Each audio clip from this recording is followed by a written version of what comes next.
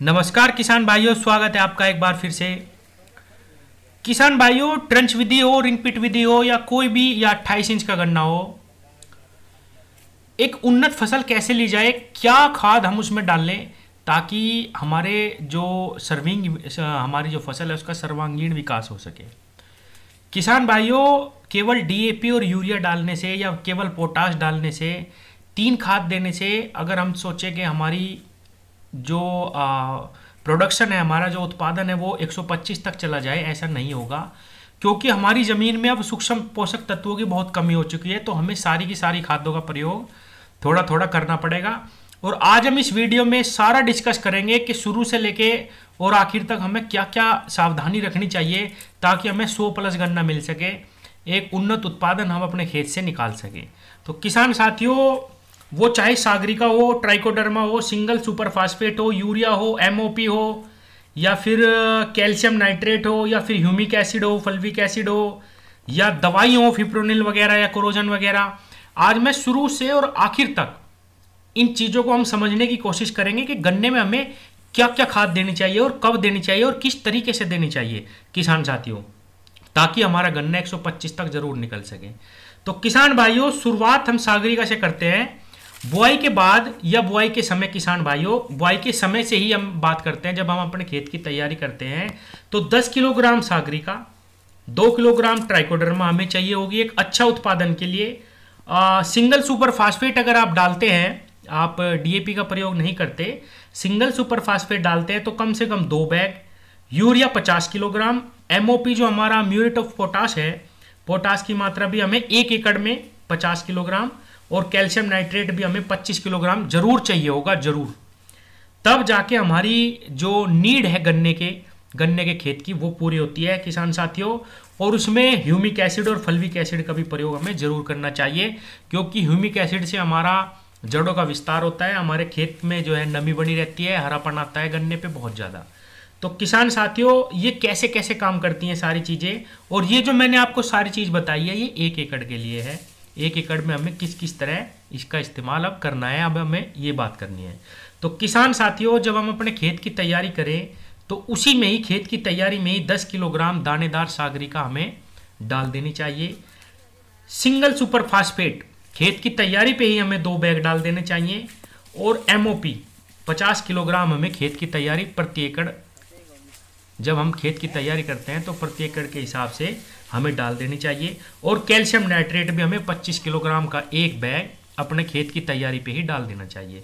किसान साथियों, ये खाद देने के कई तरीके हैं। अगर आप चाहें तो पहली जो हमारी सिंचाई होती है उस पे भी हम इसका मिक्सचर बना के इन सारी खादों को दे सकते हैं। लेकिन बहुत सारे लोग ये कहते हैं कि भाई मैं तो तब ये सारे खाद डालता हूँ जब मेरा गन्ना पौधा जम जाता है। लेकिन ये एक मिथ है किसान साथियों। अगर आप ये सारे खाद एक जगह मिक्स करके, या मिक्स भी नहीं करते, अलग अलग करके आप खेत की तैयारी पे ही खेत में डाल देते हैं तो इनका रिजल्ट बिल्कुल सेम आएगा, कोई दिक्कत नहीं आएगी। जिस प्रकार हम पहले पानी पे खाद देते हैं, जो रिजल्ट जब आते हैं उससे भी अच्छे बेहतर रिजल्ट खेत की तैयारी पर ही डालने से हमें मिलेंगे। और बल्कि उसकी प्रोग्रेस जो है हमारे गन्ने की और ज़्यादा होगी, क्योंकि स्टार्टिंग से ही जब गन्ना बन के चलता है, जब हमारी आँख निकलती है और वो चलती है तो उसको पूरा पोषण मिलता है और बहुत जल्दी वो ब्यात करना स्टार्ट कर देती है, मोटा पौधा निकलता है। ये जो अब हम सबसे पहले बात करेंगे कैल्शियम नाइट्रेट की। कैल्शियम नाइट्रेट जिस खेत में आप डालेंगे किसान साथियों, 25 किलोग्राम प्रति एकड़ के हिसाब से एक अच्छी कंपनी का कैल्शियम नाइट्रेट आपका गन्ने पे कलर लाएगा, हरापन लाएगा, क्योंकि इसमें कैल्शियम और नाइट्रोजन दोनों का समावेश होता है। किसान साथियों, कैल्शियम नाइट्रेट एक बहुत ही मस्ट खाद है, ब्यात के लिए भी ये बहुत आवश्यक है। जिस खेत में कैल्शियम नाइट्रेट डलेगा उसमें अवश्य ही बहुत सुंदर ब्यात एकदम 28वें दिन 30वें दिन चलना स्टार्ट होगा। एमओपी आप सब जानते ही हैं, डालते ही हैं, हमारे तने को मजबूत करता है, पत्तियों में चमक लाता है, और ये बहुत मस्ट, ये भी एक हमारे गन्ने के लिए खाद है। उसके बाद आती है सागरिका। किसान साथियों, सागरिका में नाइट्रोजन, फास्फोरस, पोटास, आपका जिब्रेलिन, साइटोकैनिन, ये दोनों तीनों जो है ये प्लांट ग्रोथ हार्मोन्स हैं। ब्यात में भी हर चीज, हर प्रकार का इसमें जो है समावेश है सागरिका में। और हिंदुस्तान का ये बनाया हुआ प्रोडक्ट है, बहुत अच्छा, सस्ता, इसका बेस्ट रिजल्ट है। आप इसका इस्तेमाल जरूर करें। 10 किलोग्राम प्रति एकड़ इसको जरूर डालें, कैल्शियम, एमओपी और सागरिका। अब आती है किसान साथियों सिंगल सुपर फास्फेट की बारी। सिंगल सुपर फास्फेट आपको 2 बैग जरूर डालने हैं किसान भाइयों। 2 बैग डालने से इसमें भी कई 2-3 चीजों का समावेश होता है। इसकी ज्यादा डिटेल में इन खादों के नहीं जाएंगे, नहीं तो वीडियो बहुत लंबी हो जाएगी। अभी हम केवल ये डिस्कस कर रहे हैं कि हमें क्या क्या डालना चाहिए। तो सिंगल सुपर फास्फेट एसएसपी एक अच्छी कंपनी का लें किसान साथियों, क्योंकि मार्केट में बहुत ज्यादा खराब सिंगल सुपर फास्फेट आते हैं, उनके रिजल्ट नहीं आते। किसान साथियों सिंगल सुपर फास्फेट के 2 बैग 1 एकड़ में जरूर डालने हैं। अब आती है यूरिया की बारी। किसान भाइयों यूरिया आप बिल्कुल भी स्टार्टिंग में ना डालें जब तक आपका पौधा जम नहीं गया, क्योंकि वो आप जमीन में डालोगे उसका कोई रिजल्ट नहीं आएगा, वो सारा सूख के उड़ के खराब हो जाता है। ये जो भी मैंने खाद इससे पहले बताई, वो चाहे कैल्शियम हो या आपका पोटाश हो या आपकी सागरिका हो, ये बिल्कुल भी जमीन में खराब नहीं होते। हल्की नमी में ही जमीन में ये पकड़ बनानी स्टार्ट कर देते हैं और हमारे पौधे को जमने से पहले ही पोषण देना शुरू कर देते हैं, गन्ना जैसे ही हम अपनी धरती में दबाते हैं। उसके बाद जब हम पहला पानी देते हैं तो बहुत एकदम से हमारा खेत जो है उठान पे आता है किसान साथियों। तो सिंगल सुपर फास्फेट हो गया। यूरिया आप डाल ले पहली सिंचाई पे किसान साथियों, जब आप पानी देने वाले हो। और मेरा मानना तो यह है कि अगर आप होद्दी में पानी के साथ यूरिया को डालते जाएं तो वो सबसे बेस्ट रिजल्ट उसका तब रहता है, एक भी बूंद आपके यूरिया की खराब नहीं होगी। आप होद्दी के पास कट्टा रख लो अपना 50 किलो का और 1-1 किलो उसमें डालते जाइए, वो पानी में घुल के आपके सारे खेत में पहुंच जाएगा। या फिर आप उसका बिखराव कर दो, पानी जहां चलने वाला है 1 घंटा पहले और उसमें पानी चला दो। यूरिया आप उस टाइम पे दो। और किसान साथियों ह्यूमिक एसिड, जब आप अपने खेत की बुआई करें तो ह्यूमिक एसिड 5 किलो का एक बैग लेके आएँ और अपने खूड़ में हल्का 1 धड़ी या 2 धड़ी यूरिया में उसको मिला के अपनी बुआई के समय ह्यूमिक एसिड का प्रयोग जरूर करें। फल्विक एसिड और ह्यूमिक एसिड का मिक्सचर भी आता है, आप उसको मिला के अपने खेत में बिखराव करें। आपका जमाव 1 नंबर का होगा, 99% आपके खेत में आंखें जमेंगी। ये सारी डोज मैंने 1 एकड़ की बताई है। किसान साथियों बुआई के समय आप किसी ना किसी दवाई का प्रयोग जरूर करें, वो चाहे फिप्रोनिल हो या अन्य और किसी प्रकार की कोई दवाई हो। फिप्रोनिल का बेस्ट रिजल्ट है, बढ़वार पे भी ये काम करती है थोड़ा सा।